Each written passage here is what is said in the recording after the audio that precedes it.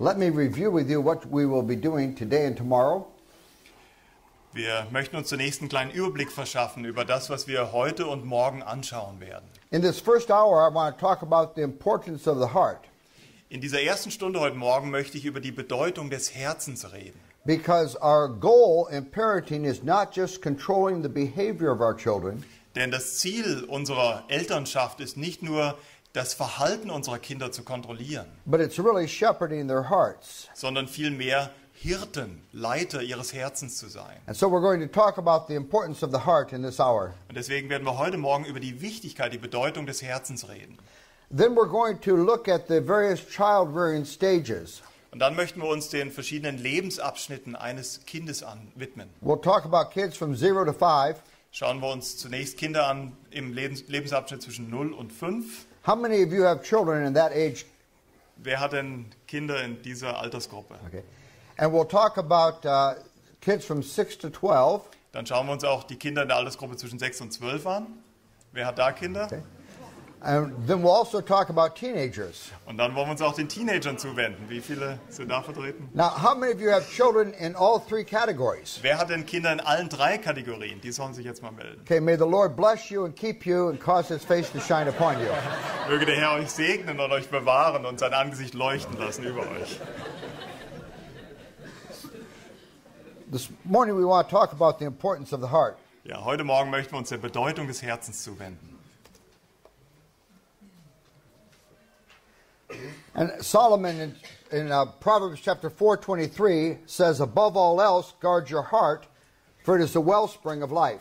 Salomon im Kapitel 4 der Sprüche im Vers 23 sagt, mehr als alles, was man sonst bewahrt, behüte dein Herz, denn in ihm entspringt die Quelle des Lebens. Now it's very important that we understand the way the Bible uses the term heart. Es ist ganz wichtig, dass wir ein biblisches Verständnis davon bekommen, was das Herz ist. Because the Bible uses it differently than it's used in contemporary Western culture. Denn die Schrift gebraucht diesen Ausdruck Herz ganz anders, als wir das heute in unserer westlichen Kultur tun. We think of the heart as the emotional side of us. Wir denken oft bei dem Ausdruck Herz an unsere Gefühle, an unseren emotionalen Teil. And we think of the mind as the cognitive part of us. Und wenn wir an unseren Verstand denken, dann denken wir, das ist der Teil, der das Denken oder das Abwägen in uns tut. And so we don't think about, or we don't. I'll do this again. Nochmal. Because of that, we're not thinking in biblical ways. Und weil wir eben die Begriffe heute anders füllen, denken wir nicht mehr wirklich in biblischen Kategorien. Because the Bible does not talk about the heart as the emotional side of us as opposed to the mind, which is cognitive. Denn die Schrift kennt nicht diesen Unterschied, dass das Herz unsere Gefühlswelt abbilden würde und unser Verstand dann unsere Gedankenwelt. In fact, in the Bible, many things we think of as cognitive activities are actually activities of the heart. Wenn wir die Schrift genau anschauen, dann werden wir erkennen, dass viele Dinge, von denen wir denken, die sind ja nur dem Verstand zuzuschreiben, die Schrift tatsächlich dem Herz zuschreibt. Now, we don't have time this morning to go through all the activities of the heart that we find in the Bible. Wir können aus Zeitgründen uns heute Morgen nicht all den Vorgängen widmen, die im Herz vor sich gehen nach der Schrift. But I want to give you a suggestive list. Aber ich möchte euch einige der Dinge zeigen, die die Schrift vom Herzen spricht. These are things that the heart does. Das sind die Dinge, die das Herz tut. We think with our hearts. Wir denken mit unserem Herzen. God flooded the world because he saw the thoughts of men's hearts were only evil continually. Wenn ihr zurückgeht zu Noah, Gott strafte die Erde mit einer Flut, weil er sah, wie viel böse Gedanken in den Herzen der Menschen waren. We remember with our hearts.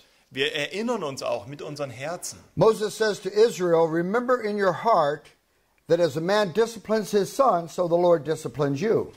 Mose sagt, erinnert euch in euren Herzen daran, so wie ein Mann sein Kind diszipliniert, so diszipliniere ich euch. We know with our hearts. Wir erkennen auch oder kennen mit unserem Herzen. Deuteronomy says, know in your heart that as a man disciplines his son, so the Lord disciplines you. Wie wir eben gesagt haben, erkenne das in deinem Herzen, dass so wie ein Mann seinen Sohn diszipliniert, ich euch diszipliniere. We discern with our hearts. Wir unterscheiden auch mit unseren Herzen. The discerning heart acquires knowledge. Um unterscheiden zu können, muss man Kenntnis haben. We store things in our hearts. Hier steht Dinge lagern, aber besser wäre, wir behalten Dinge in unserem Herzen. Your word have I hidden in my heart, so I might not sin against Psalm you. 119, Vers 11, ich behalte dein Wort in meinem Herzen, auf das ich nicht wieder dich sündige. We see with our hearts. Wir schauen auch, wir erkennen auch mit unserem Herzen. Paul prays in Ephesians 1 that the eyes of your heart would be opened. Paulus betet in Epheser 1, dass der Herr die Augen eurer Herzen öffnen möchte.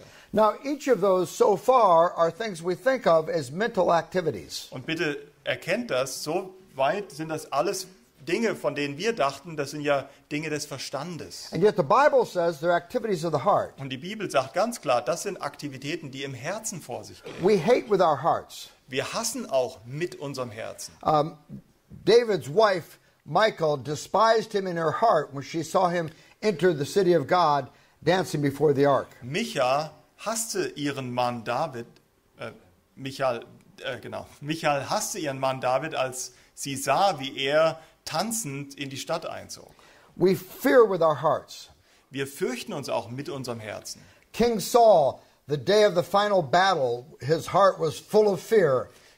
Am letzten Tag der Schlacht war das Herz von König Saul voller Furcht. We grieve with our hearts. Wir tragen auch Leid in unserem Herzen. God says to Eli, each of your sons will fill your heart with grief. Gott hat zu Eli the priest. Zu Elia gesagt, Gott wird dein Herz füllen mit Leid über alle deine Söhne. We become proud in our hearts. Wir werden auch stolz in unserem Herzen. Hezekiah was lifted up with pride in his heart. Hiskia war voll Stolz erfüllt in seinem Herzen. We lust with our hearts. Wir lüstern auch mit unserem Herzen. So the warning of Proverbs is, do not lust in your heart after her beauty. Die Warnung in den Sprüchen ist, du sollst nicht in deinem Herzen nach ihrer Schönheit trachten.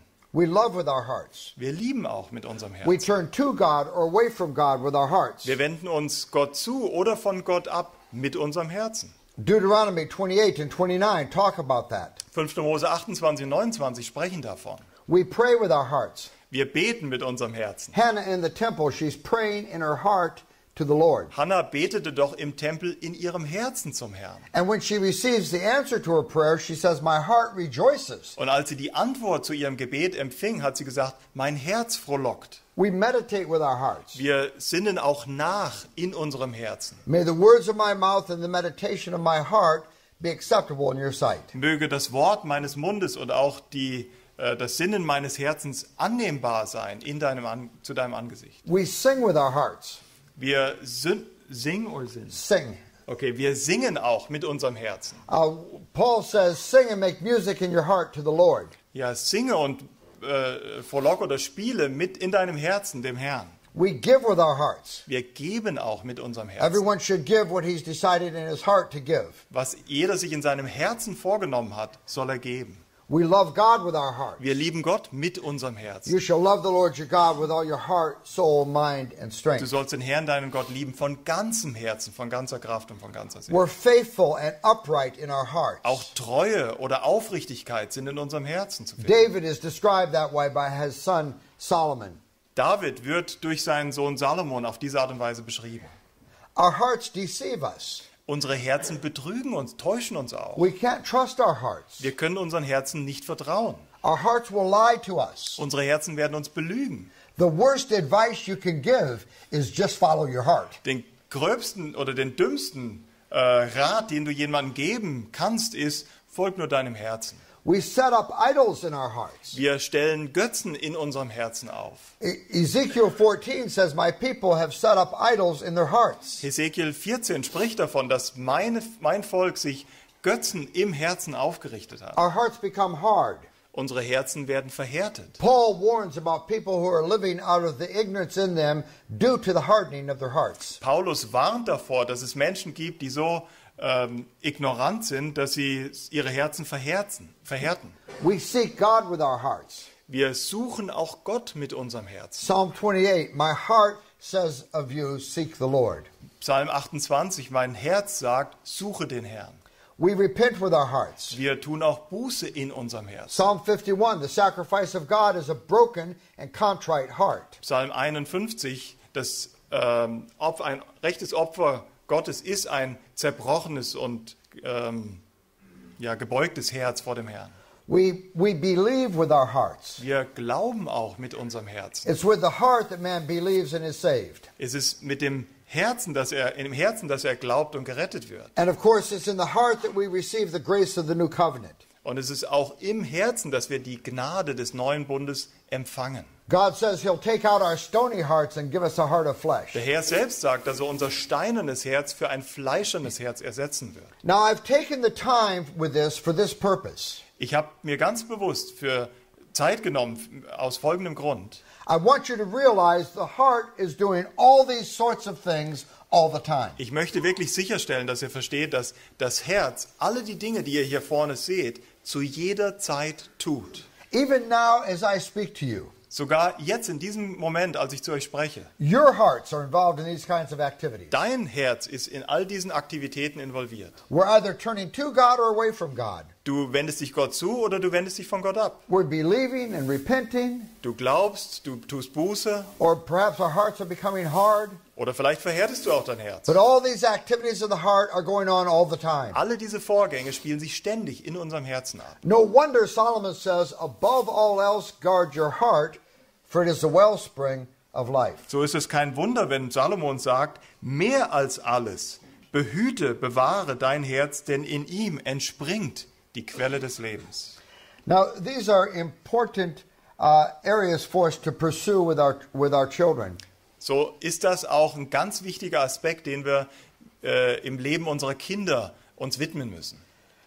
It's important for us to study passages in the Bible that talk about the importance of the heart. So ist es wichtig, dass wir Abschnitte in der Schrift kennen und studieren, die über die Wichtigkeit, die Bedeutung des Herzens reden. These are great areas in which we can ask perceptive questions of our children. Das sind auch wichtige Bereiche, in denen wir Verständnisfragen unseren Kindern stellen können. What was your heart desiring? Was war es, was dein Herz wirklich verlangte? What were you turning to? Wonach hast du gestrebt oder auf was hast du dich gerichtet? What were you turning away from? Oder von was hast du dich abgewendet? These are important areas for us to engage our children. Das ist wichtig, dass wir mit unseren Kindern zusammen das Thema des Herzens beleuchten. Now, this truth that we live out of our hearts is one of the major threads of truth that is woven throughout the Scripture. Diese Wahrheit, dass wir aus unserem Herzen leben, das ist einer dieser roten Faden und dieser Grundwahrheiten, die sich durch die ganze Schrift ziehen. Everywhere we look in the Bible, we're confronted with the importance of the heart. Wo immer du dich auch hinwendest in der Schrift, wirst du mit der Bedeutung des Herzens konfrontiert. In 1 Samuel chapter 16, in 1 Samuel 16 zum Beispiel. Samuel has been sent to anoint a new king over Israel. Samuel wurde losgeschickt, um einen neuen König über Israel zu salben. And he knows it'll be one of the sons of Jesse. Und er wusste, dass es einer der Kinder Isais sein wird. And so the sons of Jesse are brought before the prophet. Und so wurden die Kinder Isais vor den Propheten gebracht. This young man comes into his presence and he's tall and handsome. Und da ist dieser junge Mann, der in die Gegenwart Samuels kommt und der ist schön anzusehen und sehr groß. And Samuel thinks this must be the man who will lead Israel. Und Samuel dachte sofort, das muss der Mann sein, der Israel zu führen hat. It's interesting, the same things we value today, they valued in ancient Israel. Ist ganz interessant, das Gleiche, von dem wir uns heute beeindrucken lassen, ließen sich damals die Israeliten beeindrucken. And God speaks to Samuel. Und Gott spricht zu Samuel.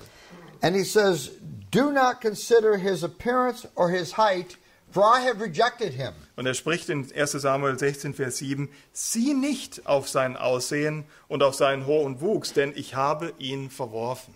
For the Lord does not look at the things man looks at. Man looks at the outward appearance, but the Lord looks at the heart. Denn der Herr sieht nicht auf das, worauf der Mensch sieht, denn der Mensch sieht auf das, was vor Augen ist, aber der Herr sieht auf das Herz. What is God concerned about? Womit beschäftigt sich wirklich Gott oder was ist Gott wichtig? God's concerned with the heart. Gott ist das Herz wichtig. We get very focused on external things, don't we? Wir konzentrieren uns meistens auf die äußeren Dinge. You know what it's like to have a concern about how your children look. Du weißt, was es bedeutet, wenn du sehr bemüht darum bist, dass deine Kinder ordentlich aussehen. And we even do it personally. We spend a lot of time fixing and arranging the outer man. Und wir machen das ja selbst. Wir verschwenden auch viel Zeit darauf, unseren äußeren Menschen zurechtzumachen. We have 9 grandchildren. Wir haben 9 Enkelkinder. One Sunday afternoon recently, the grandchildren were all visiting our house with their parents. Vor kurzem hat uns an einem Sonntagnachmittag haben uns alle 9 Enkelkinder mit ihren Eltern besucht. Our youngest grandson was seated on the living room floor watching the other children play. Und da war unser kleinster Enkelsohn und der saß im Wohnzimmer auf dem Fußboden und er hat die anderen Kinder beobachtet, wie sie gespielt haben. Now, he's very small, so his mother put pillows around him so he wouldn't fall over. Der ist ziemlich klein, also hat die seine Mutter Kissen um ihn rum geschart, damit er nicht umfällt. And now I happen to notice he's wearing a pair of $40 Nike running shoes. Und dann habe ich beobachtet, dass er Laufschuhe trägt, die um die $40 kosten. Now, what is the function of running shoes on a baby who needs pillows propped around him to keep from falling over? Und darf ich euch die Frage stellen, was ist der Sinn von $40 Lauf- oder Jogging-Schuhen bei einem Baby, was noch Kissen braucht, damit es nicht seitlich umkippt? These shoes were obviously not purchased for track and field events. Also offensichtlich wurden diese Schuhe nicht dazu gekauft, um über Feld und Stein zu rennen. It's a fashion statement. Das ist eigentlich nur ein Ausdruck der Mode. You see, we get very focused on outer appearances, don't we? Wir konzentrieren uns sehr schnell auf diese Äußerlichkeiten. What is God concerned about? Aber was ist Gott wirklich wichtig? God is concerned with the heart. Gott ist das Herz wichtig. Deuteronomy chapter 10, verse 12. 5. Mose 10, Vers 12. Moses asks this great question. Mose stellt hier diese große Frage. He says, "Now, O Israel, what does the Lord your God ask of you?" Und nun, Israel, was fordert der Herr von dir? What does God want? Was will Gott? But that you fear the Lord and walk in his ways and love him and serve him with all your heart and with all your soul. 5. Mose 10, Vers 12, dass du den Herrn, deinen Gott, fürchtest, auf allen deinen Wegen zu gehen und ihn zu lieben und dem Herrn, dein Gott, zu dienen mit deinem ganzen Herzen und mit deiner ganzen Seele. What does God want? Was will Gott? Wholehearted service and wholehearted devotion to him. Er möchte ganz Hingabe unseres Herzens an ihn. In 1 Chronicles chapter 28, in 1. Chroniker Kapitel 28, David is giving the kingdom to his son Solomon. Übergibt David das Königreich an seinen Sohn Salomon. And he's giving fatherly advice to his son. Und er gibt ihm hier einen väterlichen Rat. And in verse 9 he says, "Now you, Solomon, my son, acknowledge the God of your father and serve him with wholehearted devotion and with a willing mind, for the Lord searches every heart and understands every motive behind the thoughts." Und er sagt ihm hier in 1. Chronik 28, Vers 9, und du, mein Sohn Salomo, erkenne den Gott deines Vaters und diene ihm mit ungeteiltem Herzen und mit williger Seele. Denn der Herr erforscht alle Herzen und das Streben der Gedanken oder der Motivationen kennt er. Think about this. God is a searcher of hearts, even down to the motives for what we think. Ich möchte, dass ihr das versteht. Gott forscht unser Herz wirklich aus, sogar so tief, dass er unsere Motive erkennt. We teach our children the passage in Proverbs chapter 3. Trust in the Lord with all your heart. Don't lean on your own understanding. In all your ways acknowledge him, and He'll direct your paths. Wir lehren unseren Kindern ja den bekannten Vers in Sprüche 3, Vers 5. Vertraue auf den Herrn mit deinem ganzen Herzen und stütze dich nicht auf deinen Verstand. Sometimes people in the church I serve will come to me and they'll say, Pastor, I'm really having trouble trusting God in this situation. Es kommt oft vor, dass in der Gemeinde, in der ich diene, Geschwister auf mich zukommen und sagen, Pastor, ich habe wirklich Probleme, in dieser Lebenssituation dem Herrn zu vertrauen. I always ask them, then who are you trusting? Dann stelle ich ihnen immer die Frage, ja, wem vertraust du dann? Because see, our hearts are always trusting something. Denn unser Herz vertraut ja immer auf etwas. And if we're not trusting God, we're trusting ourselves. Und wenn wir nicht Gott vertrauen, dann vertrauen wir letztendlich auf uns Or selbst. perhaps others. Oder vielleicht auf andere. But our hearts are always putting their trust somewhere. Aber unser Herz vertraut immer irgendetwas oder irgendeinem.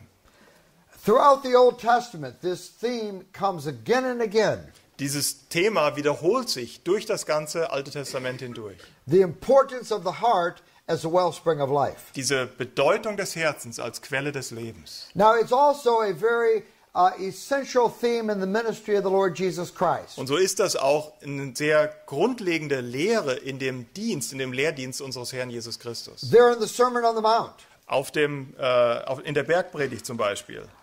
in the Beatitudes, blessed are the pure in heart, for they shall see God. In den Seligpreisungen zum Beispiel, selig sind die, die reinen Herzens sind, denn sie sollen Gott schauen. And in Matthew chapter 6, when Jesus talks about treasure, he says, wherever your treasure is, that's where your heart's going to be. Oder in Matthäus 6 spricht der Herr Jesus von dem Schatz. Wo immer dein Schatz ist, wird auch dein Herz sein. And it's very interesting to observe how Jesus applies the law of God in the Sermon on the Und Mount. es ist hochinteressant zu erkennen, wie der Herr Jesus das Gesetz Mose anwendet in der Bergpredigt. Because he doesn't focus just on external behavior. Denn er konzentriert sich längst nicht nur auf äußeres Verhalten. He focuses on the heart. Er konzentriert sich auf das Herz. He says murder is not a matter of actually killing someone. Er sagt, Mord ist nicht, wenn du wirklich dann zur Tat schreitest und jemand If umbringst. you hate your brother in your heart, you're guilty of murder. Sobald du deinen Bruder in deinem Herzen hasst, bist du schon des Mordes schuldig. He does the same thing with adultery. Er tut genau das Gleiche mit dem Ehebruch. Adultery is not a matter of actually being involved in some sexual relationship with a woman. Beim Ehebruch geht es längst nicht nur darum, letztendlich mit einer anderen Frau im Bett zu liegen. When you look at a woman to lust after her, Schon wenn du eine Frau ansiehst und nach ihr verlangst in deinem Herzen, you have committed adultery with her already. bist du schuldig geworden, mit ihr Ehebruch begangen zu haben. Where? Wo? In your heart. In deinem Herzen. You see what Jesus is saying? Du verstehst, du erkennst, was Jesus hier sagt? Obedience to the law of God is a matter of the heart. Gehorsam dem Gesetz gegenüber ist eine Frage des Herzens. And disobedience is a matter of the heart. Und Ungehorsam ist auch eine Frage des Now, Herzens. you know that's true. Du weißt, dass das wahr ist. I mean, we all know the experience of despising someone in our hearts. Ihr kennt alle diese Erfahrung, wenn du jemanden in deinem Herzen ablehnst. Of lying in bed and thinking of all the things we would like to say to them. Oder du liegst im Bett und du lässt dir dann alle diese Schimpfworte oder was auch immer, groben Dinge durch den Kopf gehen, die du ihnen am liebsten entgegenwerfen möchtest. And then one day the opportunity comes. Und dann kommt der Tag, wo du Gelegenheit dazu hast. And you start to pour out all the hatred of the heart. Und all deinen vorbereiteten Hass deines Herzens lässt du dann über deinen Bruder oder deine Schwester ergehen. And you say, I know I shouldn't be saying this, Und dann but you sagst- say it anyway. Und dann sagst du vielleicht noch, ich weiß, dass ich das gar nicht sagen sollte, und dann legst du trotzdem los. You see, the heart is the wellspring of life. Das Herz ist die Quelle des Lebens. Now that's a major thread of truth throughout the ministry of the Lord Jesus Christ. Das ist, wie gesagt, ein ganz wichtiges Thema, was sich immer wieder auch durch die Lehre des Herrn Jesus zieht. It's out of the overflow of the heart that the mouth speaks. Es ist aus dem Überfließen, ist vielleicht besser als Überfluss, aus dem Überfließen unseres Herzens, was dann letztendlich unser Sagen und Tun beeinflusst. So whatever we see in behavior is reflecting the heart. Heißt, was immer ihr im äußeren Verhalten sehen könnt, ist letztendlich ein Spiegelbild unseres Herzens. That means in a biblical vision, I cannot address behavior in isolation from the heart. Heißt mit anderen Worten, aus biblischer Sicht kannst du nicht Verhalten beeinflussen, ohne dich wirklich dem Herz zuzuwenden. Now, this truth is a major thread of truth throughout the ministry of Jesus Christ. Wie gesagt, das ist eine Wahrheit, die sich wirklich wie ein roter Faden durch die Lehre des Herrn Jesus zieht. It's there in passages like Matthew chapter 15 Ihr findet das zum Beispiel in Abschnitten wie Matthäus 15 or the parallel passage in Mark 7. That's where I'll turn us. oder die Parallelstelle in Markus 7, die wir aufschlagen können. Now, let me just tell you what the issue is in Mark 7. Ich möchte euch ein bisschen den Hintergrund in Markus 7 erklären. The Pharisees are accusing Jesus' disciples of defiling themselves because they've eaten with ceremonially unclean hands. Die Pharisäer haben ja die Jünger des Herrn Jesus angeklagt, weil sie gesagt haben, sie machen sich schuldig, sie verunreinigen sich, weil sie mit zeremoniell unreinen Händen aßen. And Jesus rebukes the Pharisees. Und Jesus widersteht diesen Pharisäern. He says to them in the second half of verse 6, "These people honor me with their lips, but their hearts are far from me." Er sagt ihnen im zweiten Teil vom Vers 6 in Markus 7, dieses Volk ehrt mich mit den Lippen, aber ihr Herz ist weit entfernt von mir. They worship me in vain. Their teachings are just rules taught by men. Vergeblich, Vers 7, aber verehren sie mich, indem sie als Lehren Menschengebote lehren. So Jesus says these people are saying God-honoring words with their lips, Was Jesus hier sagt ist, mit ihren Lippen mögen sie wohl Gott ehren, but their hearts are far from me. aber ihre Herzen sind weit von mir entfernt. And he says they worship me in vain. Sie beten mich an, aber das ist vergeblich. You know, it's worship, true worship is always more than just simply having the words right. Wahre Anbetung ist immer viel mehr als einfach nur die richtigen Worte zu wählen. We can sing God-honoring words without really honoring God, can't we? Ihr wisst das, wir können gottesfürchtige Worte singen, ohne Gott wirklich zu fürchten oder zu ehren. It happens in all of our churches every Sunday. Das passiert in allen unseren Gemeinden wohl jeden Sonntag. Hopefully not with everybody in the church every Sunday. Hoffentlich nicht mit jedem jeden Sonntag. But we have all had that experience. Aber jeder von uns hatte wohl diese Erfahrung. We're singing the praises of God, Wir singen Lobgesänge dem Herrn, but we're looking critically at someone across the congregation. und gleichzeitig gucken wir so schräg gegenüber und kritisieren in unserem Herzen schon jemanden. Look at him. He thinks he's so great just because he's got keys to the church.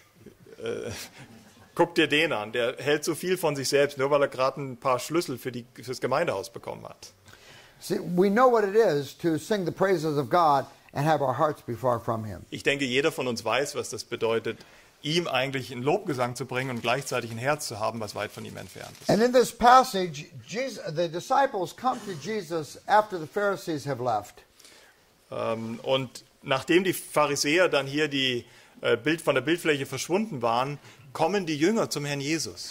And Peter says, Lord, would you help us understand what you're teaching here? Und Petrus sagt zum Herrn, Herr, würdest du uns bitte erklären, was du hier gelehrt hast? And Jesus says, don't you understand, people are not defiled by what they eat. Und der Jesus sagt ihnen hier, versteht ihr das nicht? Die Menschen verunreinigen sich nicht dadurch, was sie essen. Because what they eat goes into their stomach, it doesn't go into their heart. Und warum? Weil das, was sie essen, geht ja in ihren Magen und nicht ins Herz. But it's what comes out of the heart that defiles a man. Aber was aus dem Herzen kommt, das verunreinigt And den then Menschen. Jesus says, from within, out of men's hearts come evil thoughts, verse 21, sexual immorality, theft, murder, adultery, greed, malice, deceit, lewdness, envy, slander, arrogance, and folly. All these evils come from inside and make a man unclean. Der Herr macht dann klar im Vers 21 von Markus 7, denn von innen, aus dem Herzen der Menschen, kommen böse Gedanken hervor. Unzucht, Dieberei, Mord, Ehebruch, Habsucht, Bosheit, Arglist, Ausschweifung, Neid, Lästerung, Hochmut, Torheit. alle diese bösen Dinge kommen von innen heraus und verunreinigen den Menschen. Now, these are things you see in your children. Das sind die Dinge, die du in deinen Kindern auch siehst. Do you ever see any envy at your house? Hast du jemals Neid in deinem Haus erlebt? It's not fair. Das ist nicht fair. He went to the store with you twice. I only went once. It's not fair. Er durfte zweimal mit dir zum Geschäft gehen und ich war nur einmal mit dir zusammen. One of our children was gone overnight. Eines unserer Kinder durfte mal über Nacht woanders bleiben. He came home, and after he was home for 5 minutes, he announced, "I get ice cream today." Und nachdem er gerade mal 5 Minuten zu Hause angekommen war, dann hat er verkündigt, ich krieg heute Abend Eiscreme. I said, "Why do you get ice cream today?" Und dann habe ich ihn gefragt, warum kriegst du heute Abend Eis? "You had ice cream last night when I was gone." Und dann sagt der Kleine zu mir, ihr hattet Eis gestern Abend, als ich nicht da war. Now this child came home and he checked the ice cream to see if any ice cream was missing. Also was das Kind wirklich gemacht hat, es ist zum Gefrierschrank gegangen und hat kontrolliert, ob da irgendwelches Eis fehlte. Now they never come home and say, "You had ice cream last night. Good for you." Die kommen niemals nach Hause und sagen, oh, ihr hattet Eis gestern Abend, das ist super für euch. Ich freue mich für euch. It's I get ice cream today. Ich will Eis heute. We see that kind of envy in children. Ihr seht doch diesen Neid schon in Kindern. Or greediness. You see greediness in children. Oder oder Habsucht. We have a family next door to us. They have 7 children. Neben uns wohnt eine Familie mit 7 Kindern. And it's a Christian family, and we love their kids. Das ist eine christliche Familie, wir lieben wirklich ihre Kinder. But the little Margie and I our children are all grown. Unsere Kinder, Margies und meine, sind ja nun schon groß, erwachsen. And so we will have candy and candy dishes in our house for a long period of time. Und so hatten wir natürlich in unserem Haus über eine lange Zeit immer ein paar Süßigkeiten. But when the little boys from next door come, they empty all the candy dishes in the first 5 minutes. Und heute ist es so, dass wenn die Nachbarjungs zu unserem Haus kommen, dann dauert es keine 5 Minuten und diese Schale mit Süßigkeiten ist geputzt. And they're not filling their mouths, they're filling their pockets. Und die füllen gar nicht ihren Mund damit, die füllen ihre Taschen damit. We see that kind of greediness in children. Also ihr seht sogar schon Habsucht im Leben der Kinder. Or slander. Oder auch üble Nachrede. My children used to come to me slandering their brothers and sisters. Nicht selten kamen meine Kinder zu mir und haben sich über ihre Geschwister beschwert. Daddy, brother's not being nice to me. Papi, mein Bruder ist so böse zu mir. And I would say, help me understand, why are you telling me this? Und dann frage ich ihn, du helf mir hier mal, warum erzählst du mir das jetzt? Would you like for us to pray for your brother? Möchtest du, dass wir für deinen Bruder beten? We can do that. Wir können das jetzt gleich I'm machen. sure he would appreciate our prayers. Ich bin sicher, der würde unsere Gebete sehr schätzen. Or do you want me to discipline him? Oder willst du, dass ich ihn diszipliniere? Or we see sometimes deceit in our children. Oder wir finden auch manchmal ein trügerisches Herz in unseren Kindern. You'll have to be very careful to be very literal in how to translate this illustration. Very literal. Very literal. Okay. Always try. Your children can deceive you with words that are technically true. Deine Kinder können dich mit Worten betrügen, die technisch gesehen vollkommen einwandfrei sind. I asked my son, did you remember your book bag? Ich habe zum Beispiel mal meinen Sohn gefragt, hast du dich an dein Notizheft erinnert? And he says, yes, I remembered it. Und dann sagte er, ja, ich habe mich daran erinnert. Would you get it? Let's see if you have any homework to do. Und dann habe ich ihn gefragt, würdest du bitte dein Notizbuch bringen und schauen, und wir schauen nach, ob du Hausaufgaben hast. He says, it's in my locker at school. Und dann hat er zu mir gesagt, das Notizbuch ist im Schließfach in der Schule. I thought you said you remembered it. Und dann habe ich ihn gefragt, ich habe dich doch gefragt, ob du an dein Notizbuch gedacht He hast. said, I did on the way home. I thought, oh yes, my book bag. Und dann hat er gesagt, ja klar habe ich das gemacht. Auf dem Weg nach Hause dachte ich, oh nein, mein Notizbuch. Now, he knew you weren't asking, was your book bag ever a passing thought on the way home? Er wusste doch ganz genau, dass deine Frage nicht wirklich danach war, ob dein Notizbuch ein passiver Gedanke deines Verstands auf dem Weg nach Hause war. He understood the intent of your question. Er wusste genau die Absicht deiner Frage. And he answered you in a way which was technically true, even though it was a lie. Und er antwortet dir in einer technisch korrekten Weise, obwohl es eine Lüge war. And when you say to him, why did you deceive me? Und dann fragst du ihn, warum hast du mich betrogen, He said, getäuscht? you didn't ask me if I brought it home. Und dann sagt er, du hast mich nicht gefragt, ob ich mein Notizbuch mit nach Hause gebracht habe. You asked me if I remembered it. Du hast mich nur gefragt, ob ich daran gedacht habe. That's the question I was answering. Das war die Frage, die ich beantwortet habe. You didn't ask me if I brought it home, Du did hast you? mich nicht gefragt, ob ich das mit nach Hause gebracht habe. Hast du? You know, these children are all attorneys. Diese Kinder, die sind alle wie kleine Rechtsanwälte. Now, we see these things in our children. Wir sehen diese Dinge doch in unseren Kindern. And we say to our spouse, where does he get this from? Und wir fragen dann unseren Ehepartner, wo hat er diese Dinge her? It must be from your side of the family. Das kommt ganz klar aus deiner Seite der Familie. Nobody in my family ever acted that way. Keiner in meiner Familie hat sich jemals so verhalten. You know, I think he gets more like your brother every day. Also ich denke sogar, der entwickelt sich jeden Tag immer mehr deinem Bruder, also wird deinem Bruder immer ähnlicher, jeden Tag. Now, where does it come from? Wo kommt das wirklich her? Jesus tells us, doesn't it? Der Herr Jesus sagt uns das. Tut er das It comes nicht? from within, it comes from the heart. Das kommt von innen, das kommt vom Herzen. Now, in Luke chapter 6, Jesus uses this tree analogy. In Lukas Kapitel 7 gebraucht der Herr dieses Gleichnis vom Baum. Oh, ja, Lukas Kapitel 6. Danke.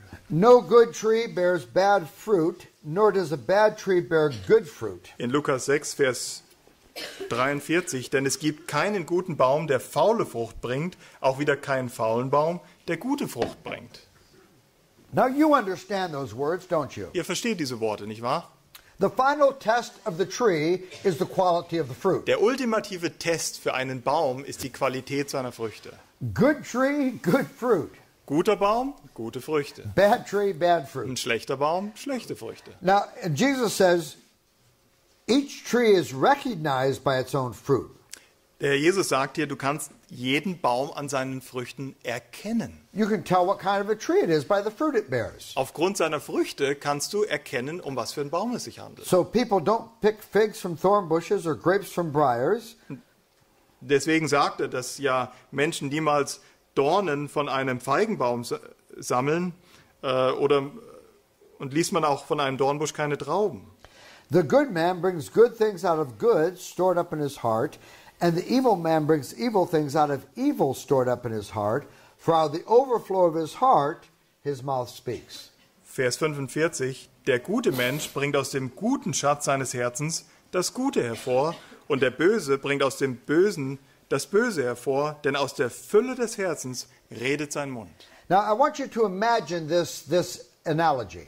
Und ich möchte euch, dass ihr euch folgende Analogie vorstellt. Imagine with me, I have an apple tree in my yard in Pennsylvania. Stellt euch vor, ich habe einen Apfelbaum in meinem Garten in Pennsylvania. And the apple tree blossoms beautifully in the springtime. Und dieser Apfelbaum blüht wunderbar im Frühling. But when these apples grow to maturity, they cannot be eaten. Aber wenn dann diese Äpfel heranreifen, sind sie einfach ungenießbar. They're spotted and you cut them open and they're rotten inside. Die haben einen Haufen Flecken und wenn du sie aufschneidest, dann sind sie innen total verdorben. And every year Margie comes to me and she says, Ted, can't you fix that apple tree? Und jedes Jahr kommt meine Frau auf mich zu und sagt, Ted, kannst du nicht was mit dem Baum machen? And like any man here, I want to please my wife. Und wahrscheinlich wie jeder Mann auch hier in diesem Land, ich möchte natürlich meiner Frau helfen. So I try various things. I dig up the soil around the tree. Also ich möchte ihr wirklich Ehre bringen. Also gehe ich raus zu dem Baum und ich fange an und grabe die Erde um den Baum um. I fertilize it. Ich dünge ihn. I get a spray and I spray the tree. Hole ich mir ein bisschen Chemie und sprühe den ganzen Baum. I get some pruning shears and I prune the tree. Dann wird er auch beschnitten. But no matter what I do, we still have these gnarled, sapless apples. Aber ich kann tun, was ich will. Ich habe immer diese trockenen, saftlosen, schlechten Äpfel. And so one day I happen to be home and I say to her, honey, today I'm going to fix the apple tree. Und eines Tages ist es dann soweit, dann sage ich zu meiner Frau, Liebling, heute bringe ich den Apfelbaum, mache ihn zurecht. I just said what you said. And so you might think I go out there with a chainsaw and cut the tree down. Und ihr denkt jetzt natürlich, ich gehe dann raus mit der Motorsäge und säge ihn um. But I go out with a ladder and I take all those rotten apples off the tree. Aber was ich wirklich tue, ist, ich gehe dann raus, hole mir eine Leiter und nehme all die schlechten Äpfel vom Baum. I put them in the compost pile. Ich werfe sie alle auf den Kompost. I go to the orchard, I buy 3 boxes of his finest apples. Und dann gehe ich ins Geschäft und kaufe mir 3 Kisten von den feinsten Äpfeln. I take them up to my tree and I shine them all with a rag. Und dann gehe ich wieder zu meinem Baum und dann nehme ich sogar noch einen Lappen und mache die richtig glänzend, poliere die. And I get some string out of my fishing box and I hang these apples on the tree. Und aus meinem Angelzeug hole ich dann ein bisschen Schnüre und binde die schön fein säuberlich in den Baum. So I decorate the tree with apples like you're decorating a Christmas tree. Also dekoriere ich diesen Baum, gerade so, wie ihr sonst vielleicht einen Weihnachtsbaum schmückt. I get all done, I go into the house, I find Margie. Und wenn ich dann fertig bin, gehe ich zurück ins Haus und suche meine Frau. I say, honey, close your eyes, I have a surprise for you. Und dann sage ich, Liebling, schließ die Augen, ich habe eine Überraschung für dich. And I lead her over to the window that overlooks the tree. Und dann lehnt sie sich da aus dem Fenster, was über dem Baum ist. Okay, open your eyes. Und dann sage ich zu ihr, öffne die Augen. She looks, this tree is beautiful. Und sie schaut den Baum an und der Baum ist wundervoll. The branches are bowed under the weight of these apples. Die Äste biegen sich durch das Gewicht der schönen Äpfel. And each one is shiny and crisp and juicy. Und jeder Apfel glänzt und ist wirklich prall und möchte es gerade reinbeißen. Now she adjusts her glasses. She knows there's something wrong with this picture. Und sie hat ja gerade eine neue Brille bekommen und sie merkt sofort, irgendwas stimmt da nicht. And so she goes out and she examines the tree and all these apples are dangling by string. Und dann geht sie raus zu dem Apfelbaum und schaut sich die Äpfel an und dann sieht sie, wie die an so einer Angelschnur hängen. Now, how do you suppose my wife would respond to me? Was denkst du, wie meine Frau mir gegenüber reagieren würde? She would probably say, you're a crazy man. Sie würde wahrscheinlich sagen, du bist verrückt. This is why we don't like to leave you alone for long periods of time. Das ist genau der Grund, weshalb wir dich nicht gerne für lange Zeit alleine lassen. I didn't want you to hang apples on the tree. Ich wollte doch nicht, dass du Äpfel in den Baum hängst. I wanted a tree that bears apples. Ich will natürlich einen Baum, der Äpfel trägt. But think about how easy it is with your children to hang apples on the tree. Aber jetzt möchte ich euch sagen, wie einfach oder wie leicht es ist, solche Äpfel in das Leben eurer Kinder zu hängen. We might bribe our children. Wir bestechen unsere Kinder. Let's see, you have 15 stickers on the refrigerator. When you get 5 more stickers, we're going to go out for ice cream. Du hast zum Beispiel 15 Aufkleber auf dem Kühlschrank und wenn du 5 mehr kriegst, dann gehen wir raus und essen zusammen ein Eis. Or maybe we shame them. Oder vielleicht versuchen wir sie auch zu beschämen. We say to them, it just makes me so sad when I see the way you kids fight over your toys. Ihr sagt zum Beispiel, das macht mich so traurig, wenn ich mit ansehen muss, wie ihr über das Spielzeug streitet. I have no joy as a father. Da habe ich überhaupt keine Freude. Ich habe keine Freude als Vater. What is there to be happy about? Über was sollte ich mich freuen? When my children are fighting over their toys. Wenn meine Kinder sich über das Spielzeug Your streiten. mother and I used to talk about how wonderful it would be to have children. Wisse, eure Mutter und ich, wir haben uns so oft darüber unterhalten, wie schön es wäre, ordentliche Kinder zu haben. We had no idea what it would be like. Wir hatten ja keine Ahnung, was auf uns zukommen würde. Or we might bring Jesus into it. Oder vielleicht bringen wir auch Jesus ins Spiel. We might say, Jesus can see right through the roof into the house. Wir sagen dann, der Herr Jesus kann direkt durchs Dach ins Haus schauen. What do you think Jesus thinks of the way you guys fight over your toys? Was denkt ihr, was der Herr Jesus denkt, wenn ihr da so über Spielzeug streitet? Now, that's not a bad question to ask for the right reason. Die Frage an sich ist eigentlich gar nicht verkehrt. But you can ask that question just simply to manipulate behavior. Aber du weißt ganz genau, dass du diese Frage allein aus dem Grund stellen kannst, um Verhalten zu manipulieren. You're just bringing in the heavy artillery. Du bringst dann einfach nur das schwere Geschütz, die schwere Artillerie ins Spiel. They haven't been listening to me all day. Sie haben mir ja den ganzen Tag sowieso nicht zugehört. So let's lob Jesus at them this Also afternoon. werfen wir jetzt Jesus mit in den Kampf. Or we might threaten our children. Oder vielleicht bedrohen wir auch unsere Kinder. You know those nights you put the kids to bed several times. Da ist dieser Abend, wo du deine Kinder mehrmals zu Bett bringst. You hear them upstairs, they're running and they're jumping into each other's beds. Du hörst sie oben und die rennen und die springen in die anderen Betten hin und her. So you go up and you scold them. Und dann gehst du hoch und züchtigst sie. Now we had a nice night tonight. Oder schimpfst sie, Entschuldigung. Du schimpfst sie und sagst, es war so ein schöner Abend heute Abend. We read a Bible story. Wir haben eine biblische Geschichte We gelesen. played a game. Wir haben ein Spiel gespielt. You each have already gotten a drink twice. Jeder von euch hat schon zweimal was zu trinken bekommen. I don't want to hear any more. Ich will nichts mehr hören. Just go to sleep.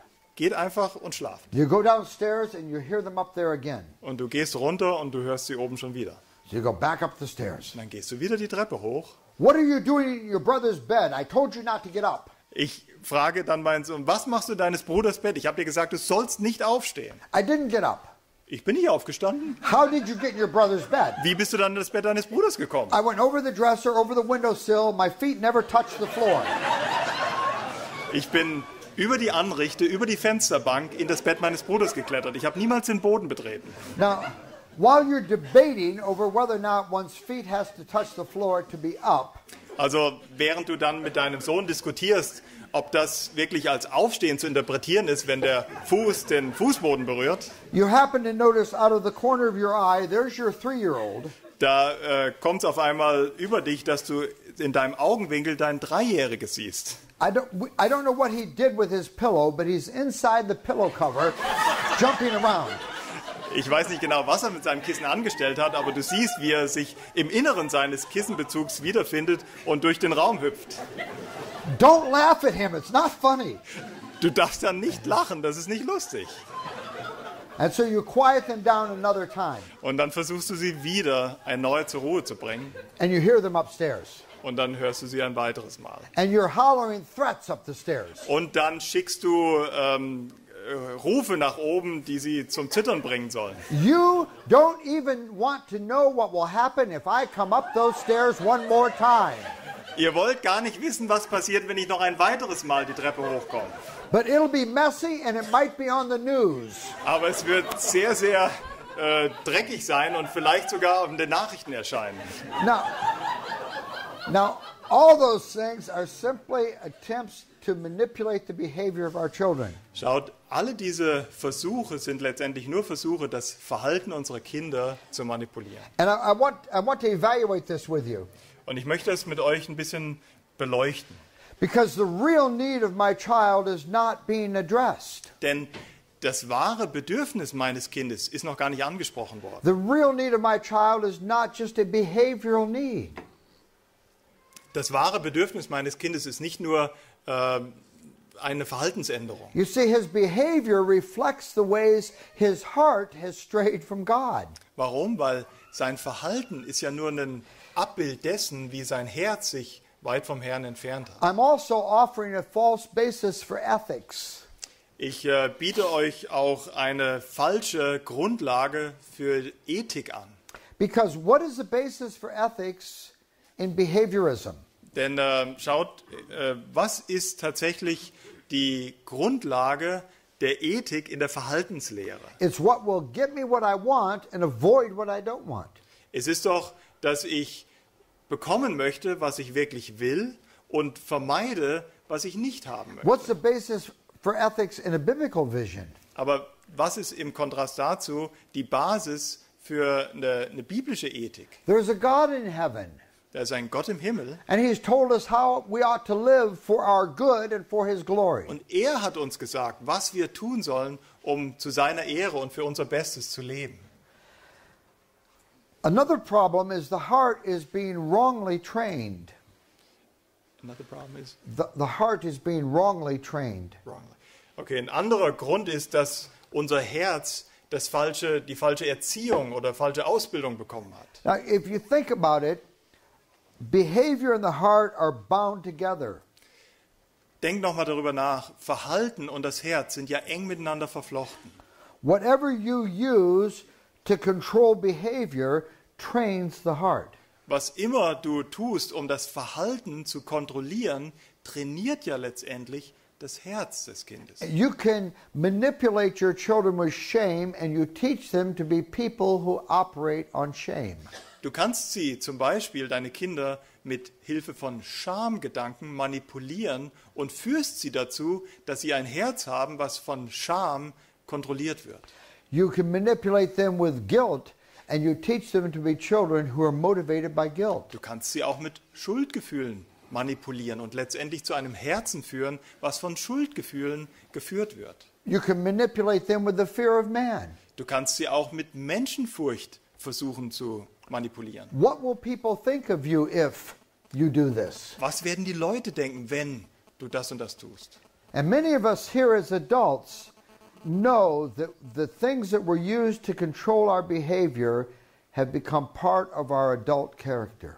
Und viele von uns Erwachsenen wissen doch, die Dinge, die unser Herz als Kinder kontrolliert haben, sind letztendlich auch die Dinge, die uns heute noch oft kontrollieren. So we struggle with guilt and with shame. Und so kämpfen wir mit Schuld und mit Schamgefühlen Or perhaps with the fear of man. oder mit Menschenfurcht. Another problem is the gospel will never be central when I'm manipulating behavior. Ein anderes Problem ist, wenn ich versuche, meine Kinder nur zu manipulieren, ist, dass das Evangelium nicht seinen rechten zentralen Platz bekommt. Think about it. When I'm manipulating behavior, what have I put my hope in? Schaut, wenn ich versuche, das Verhalten zu manipulieren, worauf habe ich dann wirklich mein Vertrauen gesetzt? I haven't put my hope in the power of the grace of the gospel in the life of my child. Dann habe ich nicht das Vertrauen in die Gnade des Evangeliums des Herrn Jesus im Leben meines Kindes gesetzt. I've put my hope in my ability to manipulate their behavior. Dann habe ich vielmehr mein Vertrauen auf meine Fähigkeit gesetzt, ihr Verhalten manipulieren zu können. Another thing is our willingness to use behaviorism really shows the idols of our hearts. Ein anderer Punkt ist, dass dieser rein verhaltensorientierende Ansatz die Götzen unseres Herzens zeigt. I want control. Ich will in Kontrolle sein. I'm proud. Ich bin stolz. I'm looking for convenience and ease. Oder ich will es auch bequem haben mit meinen Kindern. Maybe I have my own issues with the fear of man. Vielleicht habe ich ja selbst meine Probleme mit der Menschenfurcht. And I don't want my children to be an embarrassment to me. Und ich will nicht, dass daraus folgt, dass ich zum Beispiel nicht möchte, dass meine Kinder für mich zur Schande werden, zur Peinlichkeit werden. Now see, the Bible helps us understand where to go with this truth. Die Bibel hilft uns zu verstehen, was wir mit dieser Wahrheit, der uns hier anvertrauten Wahrheit wirklich zu tun haben. The Bible reveals the heart. Die Schrift offenbart doch das Herz. That's one of the primary uses of the Scripture. Das ist einer der vornehmsten Gebrauch, das ist der vornehmste Gebrauch, den du mit der Schrift machen kannst. Hebrews 4:12 Hebräer 4, Vers 12, kennt ihr? says, "The word of God is living and active. It's sharper than any double-edged sword. It penetrates to the dividing of soul and spirit and joints and marrow, and it judges the thoughts and attitudes of the heart." Hebräer 4, Vers 12 sagt, denn das Wort Gottes ist lebendig und wirksam und schärfer als jedes zweischneidige Schwert und ist durchdringend bis zur Scheidung von Seele und Geist, sowohl der Gelenke als auch des Markes, und ein Richter der Gedanken und Gesinnungen des Herzens. One of the primary uses of the Word of God is to help us to understand our hearts. Einer der vorzüglichsten Anwendungen des Wortes Gottes ist, dass wir unser Herz verstehen. And of course, we want to bring these things to our children all the time. Und das wollen wir natürlich auch unseren Kindern nahebringen. I speak to people often who say, "I'm afraid we're raising little hypocrites in our house." Ich habe mit jemandem neulich gesprochen und der hat zu mir gesagt, ich habe Angst, dass wir lauter kleine Heuchler in unseren Häusern erziehen.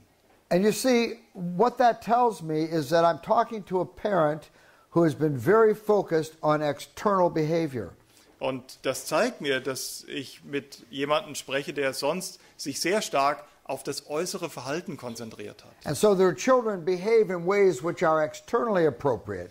Die Kinder verhalten sich vielleicht äußerlich auf eine Art und Weise, die angemessen erscheint. But even the parent has the realization that this child is not really submissive to God in his heart. Aber selbst die eigenen Eltern haben den Eindruck bekommen, dass eben dieses Kind sich in seinem Herzen nicht wirklich Gott ergibt.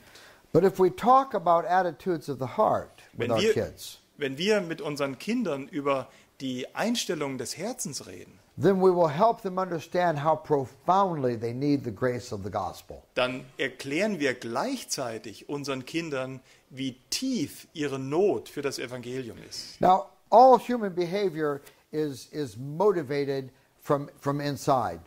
Alles menschliche Verhalten kommt letztendlich aus dem Herzen, wird vom Herzen motiviert. And when we say it's out of the overflow of the heart that the mouth speaks, Und wenn wir sagen, dass es die Fülle des Herzens ist, aus dem der Mund redet, this is what I'm talking about. dann meine ich damit das Folgende. I'm sorry, I've gone someplace I didn't mean to go. We'll get that sorted out later. Das kriegen wir später hin. Ja, there is a break coming up anyways soon.